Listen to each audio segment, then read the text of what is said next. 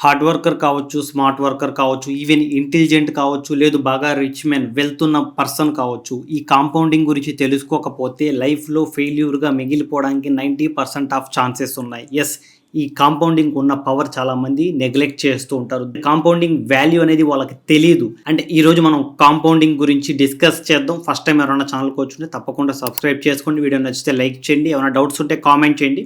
And ఈరోజు topic చూసుకుంటే power of compounding. ఈ కాంపౌండింగ్‌కి ఉన్న పవర్ చాలామంది నెగ్లెక్ట్ చేస్తూ ఉంటారు. ఈవెన్ ఎన్నో కనిపెట్టిన ఒక సైంటిస్ట్, ఒక మేధావి ఈ కాంపౌండింగ్ అనేది eighth wonder of the world. ఎవరైతే దీని గురించి తెలుసుకుంటారో వాళ్ళు లాభపడతారు. ఎవరైతే కాంపౌండింగ్ గురించి తెలుసుకోరో వాళ్ళు కాంపౌండింగ్ వల్ల నష్టపోతారు అని చెప్పారు. అంటే మీరు అర్థం చేసుకోండి, అతను చెప్పిన దాంట్లో ఎంత డీప్ అనాలిసిస్ చేసుంటే చెప్పి ఉంటారు. అండ్ పాత రోజుల్లో రిలీజియన్‌లో ఇంట్రెస్ట్ రేట్స్ అనేవి క్రైమ్ కింద, ఇంట్రెస్ట్ రేట్స్ తీసుకోకూడదు, దాన్ని పూర్తిగా అవాయిడ్ చేయాలి అని చెప్పి మన హిందూయిజం కావచ్చు, ఇస్లాం కావచ్చు, ఇంకా మిగతా రిలీజియన్స్‌లో కూడా ఈ ఇంట్రెస్ట్ రేట్స్‌ని అవాయిడ్ చేశారు. దీన్ని ఖండించారు, బ్యాన్ చేశారు. ఎందుకు చేశారు అంటే అప్పట్లో ఉన్న మన యాన్సిస్టర్స్ ఎవరైతే ఉన్నారో వాళ్ళకి కాంపౌండ్ ఇంట్రెస్ట్ గురించి పూర్తిగా తెలుసు. సో ఈ కాంపౌండ్ ఇంట్రెస్ట్ పూర్తిగా తెలిస్తే rich become rich and poor become poor అనేది జరుగుతుంది అని చెప్పి అప్పుల్లో వాళ్ళు ఇంట్రెస్ట్ రేట్స్ని అవాయిడ్ చేశారు. బట్ దాన్ని మాత్రం ఎవరు పట్టించుకోలేదు. ఇంట్రెస్ట్ రేట్స్ని అలాగే కంటిన్యూ చేసుకుంటూ వచ్చారు. ఈరోజు మనం చూసుకుంటే దేశాలు కావచ్చు, రాష్ట్రాలు కావచ్చు, అన్నీ కూడా అప్పులపైనే డిపెండ్ అయ్యి ఉన్నాయి, అప్పులపైనే నడుస్తూ ఉన్నాయి. అండ్ పాత రోజుల్లో ఈ కాంపౌండింగ్ ఎఫెక్ట్ తెలిసిన కొందరు కొన్ని ఊర్లని శాసించేవాళ్ళు. ఈ కాంపౌండింగ్ గురించి పూర్తిగా తెలియాలి అంటే చిన్న స్టోరీ చెప్తాను. చాలా చిన్న story and very interesting story. ఒక రాజు ఉండేవాళ్ళు, చెస్ ఆడేవాళ్ళు, చాలా బాగా చెస్ ఆడేవాళ్ళు. ఆ రాజ్యంలో ఉన్న వాళ్ళందరితో చెస్ ఆడుతూ ఉండేవాడు, అందరినీ ఓడించేవాడు. కాకపోతే ఒకరోజు ఒక అతను డైరెక్ట్గా వచ్చి రాజుతో చెస్ ఆడాడు. రాజుతో చెస్ ఆడిన తర్వాత రాజు ఓడిపోయాడు. ఇంకా రాజును ఓడించిన తర్వాత నీకు ఏదైతే కోరిక ఉందో అది కోరుకో, డెఫినెట్లీ నేను అది తీరుస్తాను అని చెప్పాడు. చెప్తే ఓకే, ఈ చెస్ బోర్డులో ఎన్ని బాక్సెస్ ఉన్నాయని చెప్పి అడిగాడు. అంటే 8 x 8 64 ఉన్నాయని చెప్పి రాజు సమాధానం చెప్పాడు. ఆ సమాధానం చెప్పిన తర్వాత ఓకే, ఈ 64 డేస్ నాకు ధాన్యపు గింజలు ఇవ్వండి. First day 1 and second day 2 and third day 4, ఇలాగా ప్రతి రోజుకి ఇంటూ 2 చేసుకుంటూ నాకు ఇవ్వండి అని చెప్పి అడిగాడు. అది విని రాజు చాలా సింపుల్ కదా, ధాన్యపు గింజలు ఏముంది, ఎంత కౌంట్ చేద్దామని చెప్పి మంత్రి దగ్గరికి వెళ్ళి దాన్ని కౌంట్ చేస్తే 1 2 4 8 16 32 64 124 అని చెప్పి మనకి కంటిన్యూస్గా 1,00,000 వరకు వెళ్ళిపోయింది. చాలా సింపుల్గా అతను అడిగిన చిన్న కోరిక ఎంత పెద్దదానికి దారి తీసింది చూడండి. ఆ రాజు దగ్గర ఉన్న సంపద కూడా సరిపోకుండా పక్క రాజ్యం నుంచి అప్పు చేసి తీసుకొచ్చినా కూడా అతనికి ఇవ్వలేనంత గ్రెయిన్స్ అతనికి ఇవ్వాలి. సో అప్పుడు ఏం చేశాడంటే ఆ రాజు వెళ్ళి దయ చూపించండి అని చెప్పి పంపించేశాడు.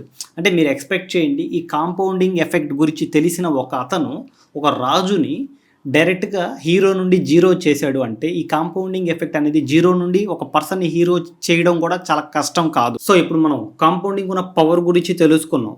ఈవెన్ హీరో ఎలా అవుతాడు, హీరో జీరో ఎలా అవుతాడు అని చెప్పి. సో ఈ కాంపౌండింగ్ మన లైఫ్లో వెల్త్ క్రియేట్ చేయాలి అంటే మనం ఏం చేయాలి? ఈవెన్ వెల్త్ అనే కాదు, హెల్త్ కూడా కాంపౌండింగ్ ద్వారానే క్రియేట్ అవుతుంది. సో మనం కాంపౌండింగ్ ద్వారా వెల్త్ని క్రియేట్ చేయాలి అంటే మనం ఏం చేయాలి? ఇన్వెస్ట్మెంట్ చేయాలి. ఇన్వెస్ట్మెంట్ అంటే ఎలా చేయాలి? కన్సిస్టెంట్గా, కంటిన్యూస్గా చేయాలి. ఈ కంటిన్యూస్గా ఎలా చేయగలుగుతాం అంటే బేసిక్గా ఒకటి గుర్తుపెట్టుకోండి, ఏదైతే మీరు కంటిన్యూస్గా చేయాలి అనుకుంటున్నారో అది మీకు హ్యాబిట్ అవ్వాలి. ఓకే, మనం ఎగ్జాంపుల్ ఇప్పుడు గుడ్ హ్యాబిట్స్, బ్యాడ్ హ్యాబిట్స్ ఉన్నాయి. బ్యాడ్ హ్యాబిట్స్ మనం చూసుకుంటే చాలా ఈజీగా అలవాటు అవుతుంది. మనకు తెలిసిందే కదా, అడిక్షన్స్ ఇవన్నీ. బట్ లాంగ్ టర్మ్లో ఎఫెక్ట్ అవుతుంది. But good habits, book reading కావచ్చు, మెడిటేషన్ కావచ్చు, ఎక్సర్సైజ్ కావచ్చు, ఇవన్నీ గుడ్ హ్యాబిట్స్ కింద వస్తుంది. ఇవి స్టార్టింగ్లో చాలా రిజల్ట్స్ అనేవి మనకి ఇన్స్టెంట్గా కనబడవు, లాంగ్ టర్మ్లో రిజల్ట్స్ కనిపిస్తాయి. అదేవిధంగా ఇన్వెస్ట్మెంట్ కూడా అంతే, లాంగ్ టర్మ్లో రిజల్ట్స్ కనిపిస్తాయి కానీ షార్ట్ టర్మ్లో రిజల్ట్స్ ఎక్స్పెక్ట్ చేయకండి. షార్ట్ టర్మ్లో రిజల్ట్స్ ఎక్స్పెక్ట్ చేస్తే నిరుత్సాహం మాత్రమే కలుగుతుంది ఇన్వెస్ట్మెంట్ మీద. బట్ లాంగ్ టర్మ్లో దీని రిజల్ట్స్ అనేవి చాలా బాగుంటుంది. అండ్ ఒకటి గుర్తుపెట్టుకోండి, ఇన్వెస్ట్మెంట్ అంటే అది స్టాక్ మార్కెట్ అనే కాదు, గోల్డ్ కావచ్చు, రియల్ ఎస్టేట్ కావచ్చు, కమోడిటీస్, వాట్ ఎవర్ మీకు తెలిసిన దాంట్లో ఇన్వెస్ట్ చేయాలి. లేదు మనం ఇన్వెస్ట్ చేయాలి అనుకున్నప్పుడు దాని గురించి పూర్తిగా తెలుసుకోవాలి. ఈ రెండు గుర్తుపెట్టుకోండి, మనకు తెలియని దాంట్లో మనం ఇన్వెస్ట్ చేయకూడదు. లేదు మనం ఇన్వెస్ట్ చేయాలి అనుకుంటే దాని గురించి తెలుసుకోవాలి. First fulfil your basic needs. అంటే బేసిక్‌గా మనం చూసుకుంటే రీసెంట్‌గా ఒక బైక్ కొనడం కంటే మ్యూచువల్ ఫండ్స్‌లో ఇన్వెస్ట్ చేయొచ్చు. ఒక కార్ కొనడం కంటే మ్యూచువల్ ఫండ్స్‌లో ఇన్వెస్ట్ చేయొచ్చు. లేదు ఒక చైన్ కొనాలనుకున్నా కూడా గోల్డ్ కాయిన్ కొనుక్కోవచ్చు, బాండ్స్ కొనుక్కోవచ్చు అని చెప్పి మనకి రీసెంట్‌గా వీడియోస్ అయితే వస్తున్నాయి. ఒకటి గుర్తుపెట్టుకోండి. ఇప్పుడు ఎమర్జెన్సీలో మీరు వెళ్ళాలి, బయటికి వెళ్ళాలి, హాస్పిటల్‌కి వెళ్ళాలి. మీ మ్యూచువల్ ఫండ్ వచ్చి మిమ్మల్ని తీసుకెళ్ళదు. క్యాబ్ బుక్ అవ్వదు. అండ్ ఆటోస్ ఏమి దొరకవు. ఎలాంటి ఫెసిలిటీ ఉండదు. అప్పుడేం చేస్తారు? So, first fulfil the basic needs. First basic needs అనేవి ఫుల్‌ఫిల్ అయిన తర్వాత ఇన్వెస్ట్‌మెంట్స్ గురించి మనం ఆలోచించాలి. అండ్ ఇంకోటి చాలామంది చిన్న చిన్న అప్పులు ఉంటాయి కదా! స్మాల్ డెబ్ట్స్ అంటే బైక్ ఈఎంఐస్ కావచ్చు, కార్ ఈఎంఐస్ కావచ్చు, ఇలాంటి చిన్న చిన్న మొబైల్ ఈఎంఐస్ కావచ్చు. ఇలాంటి ఈఎంఐస్ అని ఫస్ట్ పే చేసేసిన తర్వాతే ఇన్వెస్ట్‌మెంట్స్ గురించి ఆలోచించండి. ఇవన్నీ పే చేస్తూ మీరు మళ్ళీ ఇన్వెస్ట్‌మెంట్స్ గురించి ఆలోచించడం అనేది time waste. Okay. And rule of 72.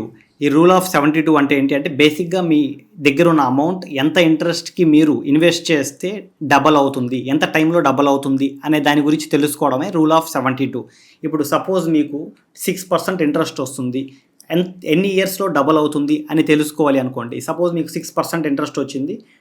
72/6 is equal to 12. 12 ఇయర్స్‌లో డబల్ అవుతుంది. ఇన్ కేస్ మీకు 12% రిటర్న్స్ వచ్చాయి. 72/12 6 ఇయర్స్‌లో డబల్ అవుతుంది. ఓకే. సో, ఏదైతే ఇంట్రెస్ట్ రేట్ ఉందో దాన్ని 72తో డివైడెడ్ బై చేశారు అనుకోండి. మీకు వచ్చే ఆన్సరే మీకు డబల్ అయ్యే టైము. సో, ఈ రూల్ ఆఫ్ 72 అనేది కొన్ని నంబర్స్‌కి మాత్రమే వర్క్ అవుతున్నాయి. మోర్ దాన్ 20%, 25% ఉంటే అది అంత వర్క్ అవ్వట్లేదు. బిలో 15% అయితే బాగానే వర్క్ అవుతుంది.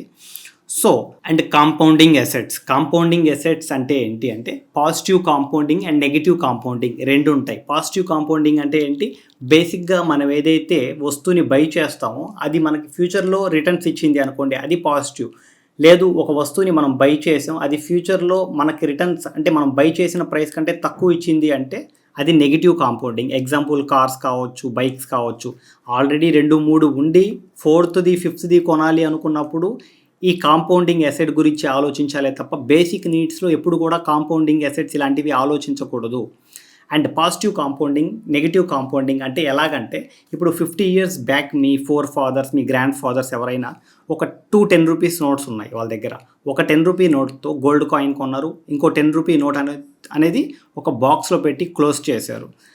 ఆఫ్టర్ 50 ఇయర్స్ ఇప్పుడు మనం ఆ గోల్డ్ కాయిన్ ఓపెన్ చేస్తే ఒక గోల్డ్ కాయిన్ అనేది ఇప్పుడు ప్రెజెంట్ 7,000 ఉంది. అదే సేమ్ 10 రూపీస్ నోట్ అనేది తీసుకొని వెళ్ళి షాప్‌లో ఇస్తే మనకు ఒక చాక్లెట్ వస్తుంది. అంటే అర్థం చేసుకోండి, మనీకి వాల్యూ అనేది ఆ విధంగా పడిపోయింది.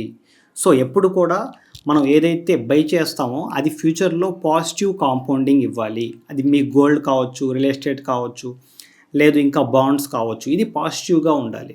అండ్ నెగెటివ్ కాంపౌండింగ్ అంటే ఏంటి? మనం ఆల్రెడీ ఒక వస్తువుని బై చేసాం. దానికి డిప్రిషియేషన్ వాల్యూ అనేది పడిపోతూ ఉంటుంది. ఇప్పుడు 1,00,000 పెట్టి ఒక బైక్ కొన్నారు. దాన్ని సెకండ్ హ్యాండ్‌లో అమ్మాలి అంటే 50,000, 60,000 వస్తుంది. ఓకే. మనకి ఇక్కడ చూసుకుంటే ఓవరాల్ పైన 40% లాస్. ఇన్ కేస్ 1,00,000 పెట్టి గోల్డ్ కొన్నారు. ఇంకో 10 ఇయర్స్ తర్వాత దాని వాల్యూ అనేది పెరిగే ఛాన్సెస్ ఉంటుంది. రైట్? ఈ విధంగా negative compounding assets and positive compounding assets దీని గురించి ఫోకస్ చేయండి. And invest in yourself. Whatever మీ పైన మీరు ఫస్ట్ ఇన్వెస్ట్ చేసుకోండి. ఎంతో కొంత డబ్బులు మీ పైన మీరు ఇన్వెస్ట్ చేసుకోవడం అంటే కొత్త టెక్నాలజీస్ గురించి నేర్చుకోవడం, లేదు సైడ్ హజిల్స్ ఏదైనా బిజినెస్ ఏమైనా స్టార్ట్ చేయడం, ఇలాగా నేర్చుకోండి. బిజినెస్ గురించి నేర్చుకోండి. అండ్ ఇవన్నీ నేర్చుకున్న తర్వాత మీకు ఆటోమేటిక్‌గా కాంపౌండింగ్ అనేది చాలా ఈజీగా అర్థమవుతుంది. 8-5-3 రూల్. అంటే ఫస్ట్ 8 ఇయర్స్ మనం ఏదైతే ఇన్వెస్ట్‌మెంట్ చేస్తుంటామో దానిపైన అంత రిటర్న్స్ అయితే కనపడవు. ఓకే. ఇందాక మనం మాట్లాడుకున్నాం కదా హ్యాబిట్ గురించి. ఏదైతే గుడ్ హ్యాబిట్స్ ఉంటాయో అవి మనకి ఇన్‌స్టెంట్‌గా ఎలాంటి హ్యాపీనెస్ ఇవ్వవు. లాంగ్ టర్మ్‌లో హ్యాపీనెస్ ఇస్తాయి. అండ్ వెల్త్ కూడా అంతే. ఇన్‌స్టెంట్‌గా షార్ట్ టర్మ్‌లో అది హ్యాపీనెస్ ఇవ్వదు. లాంగ్ టర్మ్‌లో మనకి వెల్త్ అనేది కనిపిస్తుంది, క్రియేట్ అవుతుంది. సో, ఫస్ట్ 8 ఇయర్స్ అనేవి మీకు అంత కరెక్ట్‌గా అంత హ్యాపీనెస్ ఇవ్వదు. అండ్ ఆఫ్టర్ 8-10 ఇయర్స్ తర్వాత నెక్స్ట్ 5 ఇయర్స్ మీకు వెల్త్ అనేది మీ కంటికి కనబడుతుంది. అండ్ స్టిల్ మీరు కంటిన్యూయస్‌గా, కన్సిస్టెన్సీగా ఎప్పుడైతే చేస్తారో అప్పుడు ఆఫ్టర్ 15 ఇయర్స్ మీకు రిజల్ట్స్ అనేవి బాగా కనిపిస్తాయి. ఇప్పుడు ఒక ల్యాండ్ కొన్నారు. ఒక ల్యాండ్ కొనిన తర్వాత ఆఫ్టర్ 1 ఇయర్, 2 ఇయర్స్ కొన్నిసార్లు రిజల్ట్స్ కనపడొచ్చు. బట్ 15-20 ఇయర్స్ తర్వాత దాని రిజల్ట్ అనేది బాగా హ్యూజ్‌గా కనిపిస్తుంది. మనం వింటూ ఉంటాం కదా! 1,00,000 పెట్టి ల్యాండ్ కొంటే అది 50 లాక్స్ అయింది, 30 లాక్స్ అయింది. 1,00,000 పెట్టి 50 ఇయర్స్ బ్యాక్ గోల్డ్ కొంటే ఇప్పుడు ఇది 50 లాక్స్ అయింది అని చెప్పి ఇలాగా. అంటే వెల్త్ క్రియేట్ అవ్వడానికి చాలా టైం పడుతుందండి. మనం చాలా తొందరగా చాలామంది ఎగ్జిట్ అవుతారు. చాలా అంటే ఎగ్జాంపుల్ చాలామంది ఒక రేట్ రాగానే దాన్ని అమ్మేసి వెళ్ళిపోతూ ఉంటారు. అలా చేసినప్పుడు వెల్త్ అనేది క్రియేట్ అవ్వదు. ఎప్పుడు లాంగ్ టర్మ్ థింకింగ్‌తోనే వెల్త్ అనేది క్రియేట్ అవుతుంది. 21 డేస్ ఒక పనిని మీరు చేస్తే అది హ్యాబిట్ అవుతుంది. కంటిన్యూయస్‌గా 90 డేస్ ఒక పనిని మీరు చేస్తే అది మీ లైఫ్ స్టైల్‌లో ఒక పార్ట్ అవుతుంది. గుర్తుపెట్టుకోండి, ఇన్వెస్ట్‌మెంట్ అనేది మీ లైఫ్ స్టైల్‌లో పార్ట్ అవ్వాలి. అండ్ మీరు దాన్ని అమ్మడానికో కాదు, నెక్స్ట్ జనరేషన్‌కి మీరు ఇచ్చేటట్టు ప్లాన్ చేసుకుంటేనే. ఓకే. అంటే ఇప్పుడు మీరు 30, 35 ఇయర్స్ ఏజ్ ఉన్నారు ఎగ్జాంపుల్. సో, ఇప్పుడు మీరు నెక్స్ట్ 15 ఇయర్స్ ప్లాన్ చేశారు. అంటే 45, 50కి మీరు అమ్మేయాలి అని చెప్పి కాదు. బట్ దాన్ని మీరు క్యారీ చేయాలి. ఏదైతే ల్యాండ్ మీ పిల్లలకి మీరు ఇస్తారో, అలాగే ఈ స్టాక్స్ కూడా మీరు మీ పిల్లలకి ఇచ్చేటట్టు మీరు క్యారీ చేస్తే, అప్పుడు మీకు ఆ వెల్త్ అనేది అలా కనిపిస్తుంది. మనకు ఎగ్జాంపుల్ చూసుకుంటే గుజరాత్ ఈ స్టేట్స్‌లో మనకు ఒక్కొక్కరికి మినిమమ్ చాలా క్రోర్స్ ఆఫ్ మనీ అనేది వాళ్ళకి స్టాక్స్‌లో ఉంటాయి. అలాగే వాళ్ళ ఆ స్టాక్స్‌ని వాళ్ళ గ్రాండ్ చిల్డ్రన్స్‌కి కావచ్చు, వాళ్ళ చిల్డ్రన్స్ కావచ్చు, ఇలా వాళ్ళు ట్రాన్స్‌ఫర్ చేస్తూ ఉంటారు. కొంతమంది బిజినెస్ అనేది వాళ్ళ నెక్స్ట్ జనరేషన్‌కి ఇస్తారు. గుజరాత్‌లో మనం చూసుకుంటే స్టాక్స్ అనేది వాళ్ళ నెక్స్ట్ జనరేషన్స్‌కి ఇస్తారు. అండ్ ఈవెన్ బిజినెస్ కూడా ఇస్తారు అనుకోండి. అదే విధంగా గోల్డ్ అయితే మనం ఎలాగ నెక్స్ట్ జనరేషన్స్‌కి ఇస్తామో, స్టాక్స్ అనేవి కూడా నెక్స్ట్ జనరేషన్స్‌కి ఇచ్చేటట్టు మనం ప్లాన్ చేసుకోవాలి. సో, నెక్స్ట్ వీడియోలో మళ్ళీ కలుద్దాం. Thank you very much. See you. Take care.